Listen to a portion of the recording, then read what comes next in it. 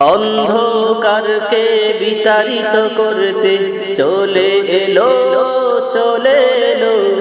পূর্ণ দিনের আলো, পূর্ণ দিনের আলো, পূর্ণ দিনের আলো।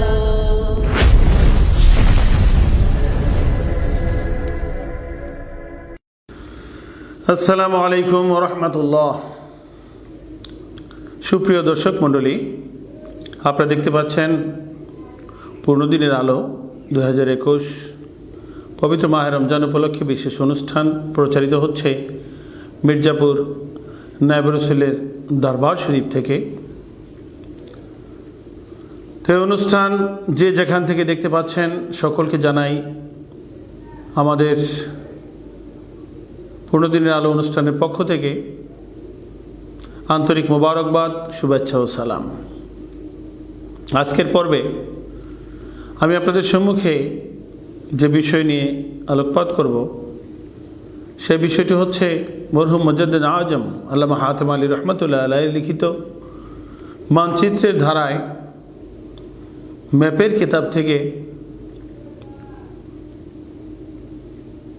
ইহজগৎ হইতে পরজগতের দিকে তিনটি রাস্তার বর্ণনা। এই সম্বন্ধে আল্লাহ রাব্বুল আলামিন সূরাতুল ফাতিহার শেষ অংশে বর্ণনা করেছেন। আউযু বিল্লাহি মিনাশ শাইতানির রাজীম, বিসমিল্লাহির রহমানির রহিম, ইহদিনাস সিরাতাল মুস্তাকিম, সিরাতাল লাযীনা আন'আমতা আলাইহিম গায়রিল মাগদুবি আলাইহিম ওয়ালাদ-দাল্লিন। মহান আল্লাহ রাব্বুল আলামিন এই সূরাতুল ফাতিহার শেষ অংশে তিনটি রাস্তার বর্ণনা করেছেন। দুনিয়ার মানুষদেরকে আল্লাহ পাক শিক্ষা দান করতেছেন, হে দুনিয়ার মানুষ, তোমরা আমি আল্লাহ পাকের কাছে সিরাতুল মুস্তাকিমের প্রার্থনা করো। এবং সিরাতুল মুস্তাকিমের প্রার্থনা যখন করবে তখন সাথে সাথে আল্লাহ রাব্বুল আলামিন আরও জানিয়ে দিচ্ছেন, যারা আমার ধর্মীয় নিয়ামতপ্রাপ্ত বান্দা আছে তাদের প্রতি চলার জন্য তোমরা আমি আল্লাহ পাকের কাছে আবেদন করো। যেমন আমরা যখন বলে থাকি ইহদিনাস সিরাতুল মুস্তাকিম, হে পরওয়ারদিগার তুমি আমাদেরকে সিরাতুল মুস্তাকিমে চালাও, সরল পথে চালাও, ভেস্তের পথে চালাও। তখন আল্লাহ পাক বলতেছেন, হে বান্দা, যখন তুমি সিরাতুল মুস্তাকিমের প্রার্থনা করেছো সাথে সাথে তুমি জেনে রাখো এই পথে চলতে হলে তুমি একা একা চলতে পারবে না। এই জন্য আমার ধর্মীয় নিয়ামতপ্রাপ্ত বান্দারা যেভাবে চলে গেছেন তাদের রাস্তায় চলার জন্য আমার কাছে আবেদন করো। তখন আল্লাহ রাব্বুল আলামিন আমাদেরকে যেন বুঝিয়ে দিচ্ছেন, শিখিয়ে দিচ্ছেন, হে বান্দা তুমি বলো সিরাতাল লাযীনা আন'আমতা আলাইহিম, হে প্রভু তোমার ধর্মীয় নিয়ামতপ্রাপ্ত বান্দারা যে রাস্তায় পরিচালিত হয়েছেন, যেভাবে চলে গেছেন তাদের রাস্তায় আমাদেরকে তুমি চালাও।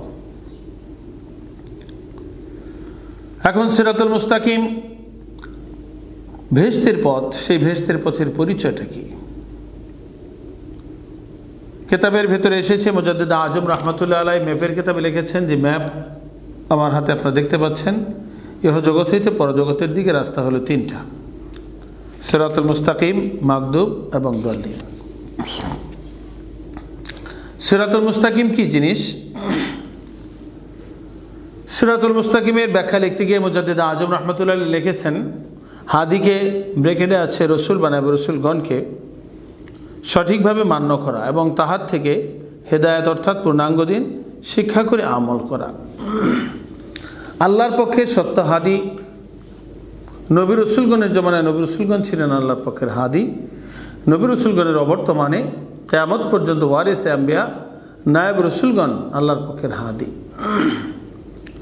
সেই হাদিকে হাদি হিসেবে মান্য করা এবং হাদির কাছ থেকে হেদায়াত অর্থাৎ আল্লাহর দিন, পূর্ণাঙ্গ দিন শিক্ষা করে আমল করা। এই পূর্ণাঙ্গ দিন শিক্ষা করে আমল করলে আল্লাহ রাব্বুল আলামিন ওই বান্দার প্রতি খুশি হন। খুশি হয়ে যে রাস্তা প্রশস্ত করে দেন তার নাম হচ্ছে সিরাতুল মুস্তাকিম।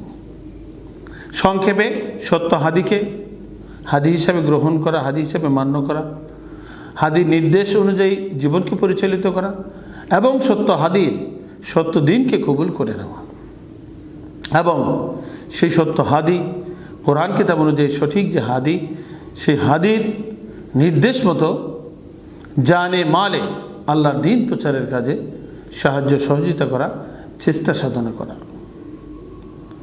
যেমন হযরত আবু বকর সিদ্দিক রাদিয়াল্লাহু তাআলা আনহু, ওমর ফারুক রাদিয়াল্লাহু তাআলা আনহু, ওসমান রাদিয়াল্লাহু তাআলা আনহু, আলী কারামাল্লাহু ওয়াজহু, খালিদ বিন ওয়ালিদ, সাইফুল্লাহ রাদিয়াল্লাহু তাআলা আনহু এবং অন্যান্য সাহাবায়ে কেরাম যে ছিলেন, ওনারা আল্লাহর পক্ষে সত্য হাদি বিশ্ব নবী করিম সাল্লাল্লাহু আলাইহি ওয়াসাল্লামকে হাদি হিসেবে মান্য করেছিলেন এবং সেই বিশ্ব নবীর কাছ থেকে হেদায়াত অর্থাৎ আল্লাহর পূর্ণাঙ্গ দিন তারা শিক্ষা করেছিলেন, আমল করেছিলেন। কাজী ওনারা ছিলেন সিরাতুল মুস্তাকিমের পথিক। এইভাবে যুগের হাদি রসুলগণের জমানা রসুলগণ বর্তমানে ওয়ারিস আম্বিয়া নায়েব রসুলগণকে যারা সত্য হাদি হিসেবে মান্য করবে, আখিরাতের শিক্ষক হিসেবে মেনে নিবে এবং সেই হাদি নায়েব রসুলের কাছ থেকে আল্লাহর পূর্ণাঙ্গ দিন শিখবে, আমল করবে এবং জারি কায়েমের জন্য জানে মালে চেষ্টা সাধনা করবে, তারাও সেই সাহাবায়ে কেরামদের মতো সিরাতুল মুস্তাকিমের পথিক হয়ে তারাও জান্নাতি হবে। কাজে আল্লাহ রাব্বুল আলামিন আমাদের সকলকে সিরাতুল মুস্তাকিমের পথিক হিসাবে কবুল করুন, সকলে বলে আমিন। আরেকটা রাস্তা হচ্ছে মাগদুব, আল্লাহর গজবের রাস্তা। আল্লাহ পাক বলছেন গায়রিল মাগদুবি আলাইহিম ওয়ালাদ-দাল্লিন। গজবের রাস্তায় হে প্রভু তুমি আমাদেরকে চালাইও না। আল্লাহর কাছে আমরা দোয়া করি, প্রার্থনা করি, মোনাজাত করি। এখন গজবের রাস্তা কোনটা? সেই গজবের রাস্তার ব্যাখ্যা করতে গিয়ে মুজাদ্দিদ আজম আল্লামা হায়থাম রাহমাতুল্লাহ আলাইহি তিনি মানচিত্রের কিতাবে নিয়ে এসেছেন, গজবের রাস্তা হচ্ছে হাদিকে অর্থাৎ রসুল বানায় রসুলকে অমান্য করা এবং তার বিরোধিতা করা। সত্য হাদির বিরুদ্ধাচরণ করলে আল্লাহ রাব্বুল আলামিন ওই বান্দার প্রতি রাগান্বিত হয়ে যান। ওই বান্দার প্রতি যখন আল্লাহ পাক রাগান্বিত হয়ে যান, বেজার হয়ে যান, তখন ওই রাস্তাকে, ওই বান্দাকে আল্লাহ রাব্বুল আলামিন দোজখের পথে পরিচালিত করেন। অর্থাৎ আল্লাহর আযাব গজবে নিপতিত হয়ে সে জাহান্নামী হয়। যেমন আবু জেহেল, আবু লাহাব, উতবা, সাইবা এইভাবে অন্যান্য পয়গম্বরগণের জমানায় নমরুদ, ফেরাউন, সাদ্দাত তারা আল্লাহর পক্ষে সত্য হাদিগণকে, নবী রসুলগণকে তারা বিশ্বাস করে নাই, মান্য করে নাই, যার জন্য আল্লাহ রাব্বুল আলামিন এই নমরুদ, ফেরাউন, সাদ্দাত, আবু জেহেল, আবু লাহাব, উতবা, সাইবা এদের প্রতি আল্লাহ পাক রাগান্বিত ছিলেন, এদের প্রতি আল্লাহর গজব পতিত হয়েছে এবং এরা জাহান্নামী হয়েছে। এদের রাস্তাটা হচ্ছে মাগদুব রাস্তা। আরেকটা রাস্তা হচ্ছে দলিন। এই দলিন রাস্তা পথভ্রষ্টদের রাস্তা। এর ব্যাখ্যায় মুজাদ্দিদ আজম রাহমাতুল্লাহ আলাইহি তিনি কিতাবে লিখেছেন, কোনো মানুষ বা বস্তুকে খোদার আসনে বসানো, যেমন মূর্তি পূজক যারা রয়েছে তাদের ধারণা হচ্ছে এক আল্লাহর পক্ষে এই আসমান জমিন বিশাল রাজত্ব পরিচালনা করা কিভাবে সম্ভব। কাজে আল্লাহর সাথে আরও ছোট ছোট খোদা আছে, তারা দেবদেবীর পূজা করে, এইভাবে তারা মনে করে যে 33 কোটি দেবতা। আরব দেশে ছিল লাত, উজ্জাত, মানাত ইত্যাদি। তো এইভাবে বাংলাদেশে আছে, ভারতে বাংলাদেশে রয়েছে শনি পূজা, কালী পূজা, লক্ষ্মী পূজা, এইভাবে বিভিন্ন রকমের মূর্তি বানিয়ে তারা মূর্তিকে খোদা মনে করে মূর্তি পূজা করে। এই মূর্তিকে প্রভু মনে করাতে আপনার তারা দলিন রাস্তার পথিক। এইভাবে দেখা যায় বর্তমান যে খ্রিস্টান সম্প্রদায় রয়েছে তারা 3 খোদা বিশ্বাসী। এইভাবে ইহুদিরা আছে, যারা পৃথিবীতে ইহুদি সম্প্রদায় রয়েছে তারা 2 খোদা বিশ্বাস করে। 2 খোদা তারা বলে যে উযাইর আলাইহিস সালাম আল্লাহর পুত্র, আল্লাহ হলেন পিতা। এইভাবে তারা 2 খোদা বিশ্বাসী বলে, নাউযু বিল্লাহ। তো এইভাবে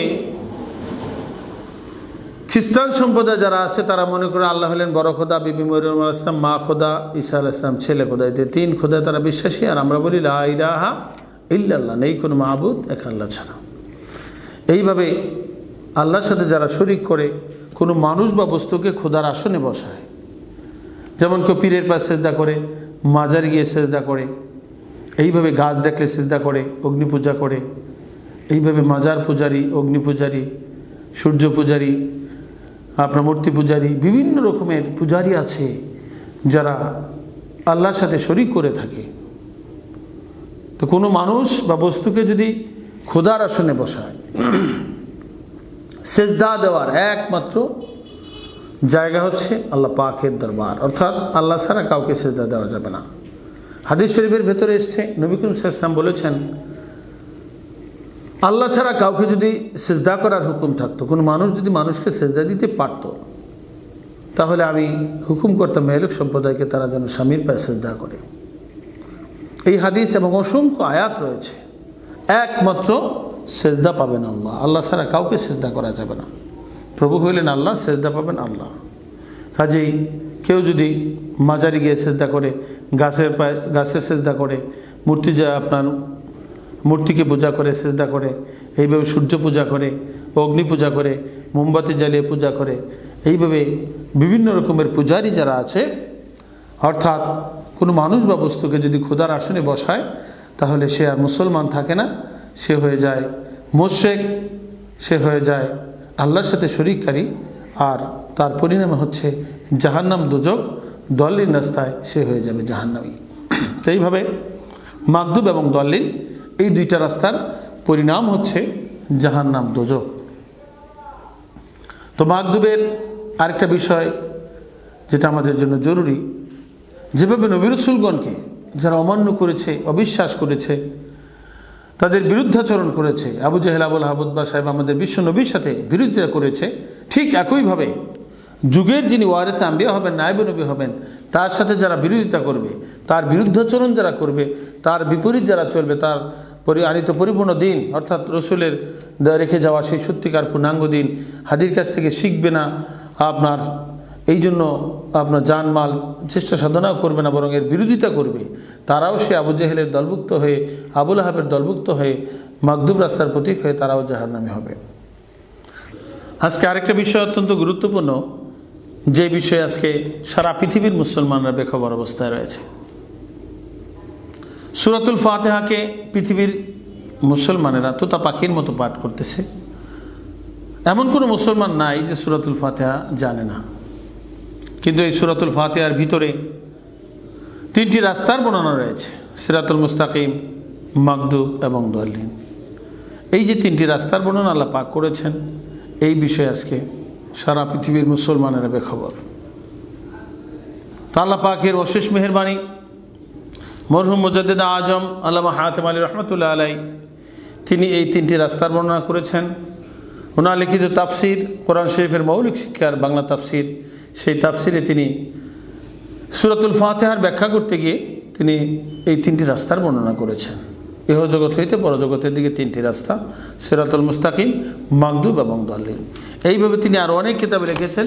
মানচিত্রের কিতাবেও তিনি ইহজগৎ হইতে পরজগতের দিকে তিনটি রাস্তার বর্ণনা ম্যাপের নমুনায় আমাদের জন্য অতি সহজে লিপিবদ্ধ করে গেছেন। তো এই সিরাতুল মুস্তাকিমে চলতে গেলে তিনটি রাস্তার মধ্যে যে ভেস্তের রাস্তা সিরাতুল মুস্তাকিম, সেই রাস্তায় যদি আমরা চলতে চাই, তাহলে অবশ্যই আমাদেরকে সত্যিকার হাদি ধরতে হবে। হাদি ধরা ছাড়া, অন্য কোনোভাবে হাদির ইত্তেবা অনুসরণ ছাড়া সিরাতুল মুস্তাকিমের পথে চলা কখনোই সম্ভব নয়। কোরআনুল কারিমের ভিতরে অসংখ্য আয়াতে আল্লাহ রাব্বুল আলামিন এই বিষয়টা আলোকপাত করেছেন। তো আল্লাহ রাব্বুল আলামিন সিরাতুল মুস্তাকিমের ব্যাখ্যা করতে গিয়া আল্লাহর ধর্মীয় নিয়ামতপ্রাপ্ত বান্দাদের রাস্তায় যে চলতে হবে সেটা ব্যাখ্যা করতে গিয়ে আল্লাহ রাব্বুল আলামিন বলছেন, আল্লাযীনা আনআমাল্লাহু আলাইহিম মিনান নাবিয়্যিনা ওয়াস সিদ্দীকিনা ওয়াশ শুহাদায়ে ওয়াস সালিহিন। যারা আল্লাহর ধর্মীয় নিয়ামতপ্রাপ্ত বান্দা তারা হলেন চার দল: নবীগণ, সিদ্দিকগণ, শহীদগণ এবং সালেহিনগণ। ব্যাখ্যায় তাফসিরের ভিতরে লেখা রয়েছে 1,00,000 মতান্তরে 2,24,000 পয়গম্বরগণ, ওনারা ছিলেন সিরাতুল মুস্তাকিমের পথিক। সিদ্দিক বলতে গিয়ে আল্লাহ রাব্বুল আলামিন ইঙ্গিত করেছেন সাহাবায়ে কেরামদের দিকে। সেই সাহাবায়ে কেরামরা ছিলেন সিরাতুল মুস্তাকিমের পথিক। তৃতীয় দল হচ্ছেন যারা সত্যিকার দিনের জন্য, ধর্মের জন্য শাহাদাত বরণ করেছেন, শহীদ হয়েছেন। ওনারাও ধর্মীয় নিয়ামতপ্রাপ্ত বান্দা। আর সালেহীন হলেন নেককারগণ। সাহাবায়ে কেরামগণের পরবর্তীতে সালেহীন পৃথিবীর বুকে নেককার বলতে উচ্চ পর্যায়ের নেককার হলেন যারা যুগের ইমাম ছিলেন, মুজতাহিদ ছিলেন, ওনারা ছিলেন উচ্চ পর্যায়ের নেককার। কাজেই সে ইমাম, মুস্তাহিদিন, ওনাদের ইত্তেবা করা, অনুসরণ করা, এবং ওনারা যে আল্লাহর ধর্মীয় নিয়ামতপ্রাপ্ত বান্দা, এই আয়াতের মাধ্যমে আল্লাহ পাক এটা বুঝিয়েছেন।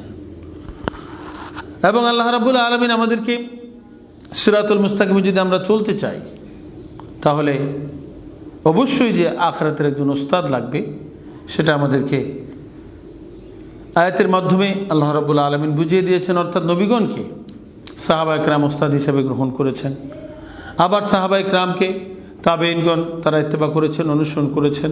এইভাবে তাবেঈনগণকে তাবেঈন যারা ছিলেন তারা ইত্তেবা অনুসরণ করেছেন। এইভাবে যুগে যুগে আল্লাহর পক্ষের হাদিগণকে মানতে হবে। আখিরাতের পথ প্রদর্শনকারী মানা, পীর মুর্শেদ মানা, এটাই হচ্ছে সিরাতুল মুস্তাকিমের মর্মকথা। এখন যাদের দাবি হচ্ছে যে আমরা কোরআন মানব, হাদিস মানব, আর আখিরাতের হাদি মানতে রাজি না, শুধু কোরআন এবং হাদিস অনুযায়ী তারা চলবে, এটা কখনো সম্ভব নয়। কোরআন এবং হাদিস অনুযায়ী যদি চলা সম্ভব হতো, তাহলে আল্লাহ রাব্বুল আলামিন প্রত্যেক ঘরে ঘরে আসমান থেকে একখানা কোরআন শরীফ পাঠিয়ে দিতে পারতেন। এটা আল্লাহর পক্ষে কখনো অসম্ভব ব্যাপার নয়। কিন্তু আল্লাহ রাব্বুল আলামিন শুধু কোরআন শরীফ পাঠিয়ে ক্ষান্ত হননি, কোরআন শরীফ পাঠানোর সঙ্গে সঙ্গে আল্লাহ রাব্বুল আলামিন সেই কোরআনের শিক্ষক পাঠিয়ে দিয়েছেন। এইভাবে প্রত্যেক যুগে আসমানি কিতাব প্রেরণ করেছেন, আসমানি কিতাবের শিক্ষকও পাঠিয়েছেন। যেহেতু আসমানি কিতাব তেলাওয়াত করতে, আসমানি কিতাব বুঝতে একজন উস্তাদের প্রয়োজন, এই জন্য যুগে যুগে উস্তাদ লাগবে। উস্তাদের মাধ্যমেই আল্লাহ পাকের কোরআন আমাদেরকে শিখতে হবে, রসুলের হাদিসগুলো এটাও আমরা উস্তাদের মাধ্যমে শিখতে হবে। উস্তাদ ছাড়া নিজে নিজে যদি কোরআন এবং হাদিস বোঝার আমরা চেষ্টা করি, তাহলে অবশ্যই ভুলে পতিত হয়ে যাওয়ার সম্ভাবনা রয়েছে। তো এইভাবে আমরা যদি দুনিয়ার দিকে তাকাই, দেখা যায় একজন মাস্টার ডিগ্রি MA ক্লাসের ছাত্র, তারপরও তার একজন উস্তাদ লাগে। অথচ সে যখন মাস্টার্স ক্লাসে পড়ালেখা করে, MA ক্লাসে পড়ালেখা করে, তখন তো তার অনেক জ্ঞান, অনেক বুদ্ধি, কিন্তু সেই দেখা যায় সেই ক্লাসে বাংলা পুস্তকও যদি পড়তে হয়, তাহলে সেই বাংলা একজন প্রফেসরের কাছে, টিচারের কাছে, লেকচারের কাছে আপনার সেই বিষয়গুলো বুঝতে হয়, শিখতে হয়। তো এইভাবে উস্তাদ ছাড়া দুনিয়াতে কোনো কিছুই অর্জন করা সম্ভব নয়। কাজে আখিরাতের শিক্ষা যদি আমরা শিখতে চাই, কোরআন এবং হাদিস যদি আমরা বুঝতে চাই, তাহলে সেই উস্তাদ আমাদেরকে গ্রহণ করতে হবে। এবং উস্তাদ যুগে যুগে আল্লাহ পাক প্রেরণ করেছেন, কিয়ামত পর্যন্ত আল্লাহ পাক সেই আখিরাতের উস্তাদ নবী রাসূলগণের অবর্তমানে নায়েব রাসূল আল্লাহ পাক পাঠাবেন। আর যুগে যুগে যে ইমাম মুস্তাহিদিন ছিলেন, মাযহাবের ইমাম ছিলেন, ওনারা ছিলেন সাহাবায়ে কেরামগণের পরবর্তীতে দুনিয়ার ভিতরে সর্বশ্রেষ্ঠ উস্তাদ। কোরআন হাদিসের সবচেয়ে বেশি জাননেওয়ালা, বেশি জ্ঞানী, বেশি বুঝনেওয়ালা শিক্ষক ছিলেন আপনার সেই ইমাম মুস্তাহিদিনগণ, যাহারা মাযহাব প্রতিষ্ঠা করে গিয়েছেন। কাজী মাযহাবের ইমাম মুস্তাহিদ মানা মানে সূরাতুল ফাতিহাকে মানা, মাযহাবের ইমাম না মানা সূরাতুল ফাতিহাকে আপনার প্রকৃতপক্ষে মানা হয় না। তো এইভাবে সত্যিকার মাযহাব মানতে হবে, মাযহাবের ইমাম মুস্তাহিদের অনুসরণ করে চলতে হবে। ওনারা আমাদের জন্য সহজ করে রেখে গেছেন কোরআন এবং হাদিসের যে সমস্ত মাসাইলগুলো রয়েছে। তো এই বিষয়ে আমাদেরকে আপনার সজাগ দৃষ্টি রাখতে হবে। কেউ যেন আমাদেরকে সত্যিকার এই সিরাতুল মুস্তাকিমের পথ থেকে মাগদুব এবং দলিন রাস্তায় নিয়ে যেতে না পারে। অর্থাৎ হাদি বাদ দিয়ে নিজে নিজে কোরআন বুঝো, নিজে নিজে হাদিস বুঝো, এই পন্থা যেন কেউ আমাদেরকে বুঝাতে না পারে। আমরা সেদিকে বিশেষ সজাগ দৃষ্টি রাখব। তো আল্লাহ রাব্বুল আলামিন আমাদের সকলকে সত্যিকারের উস্তাদ আর আখিরাতের হাদি গ্রহণ করে আমরা যেন কোরআন এবং হাদিস সঠিকভাবে বুঝতে পারি, উস্তাদের মাধ্যমে আমরা বুঝতে পারি, সেই তৌফিক আল্লাহ রাব্বুল আলামিন আমাদেরকে দান করুন। এবং মাগদুব দলিন থেকে আমরা বেঁচে সিরাতুল মুস্তাকিমের প্রতীক হয়ে আমরা যেন সবাই জান্নাতি হতে পারি, সেই জান্নাতি হওয়ার সুযোগ তৌফিক আল্লাহ রাব্বুল আলামিন আমাদেরকে দান করুন। ওমা তৌফিকে ইল্লা বিল্লাহ। আসসালামু আলাইকুম ওয়া রাহমাতুল্লাহ।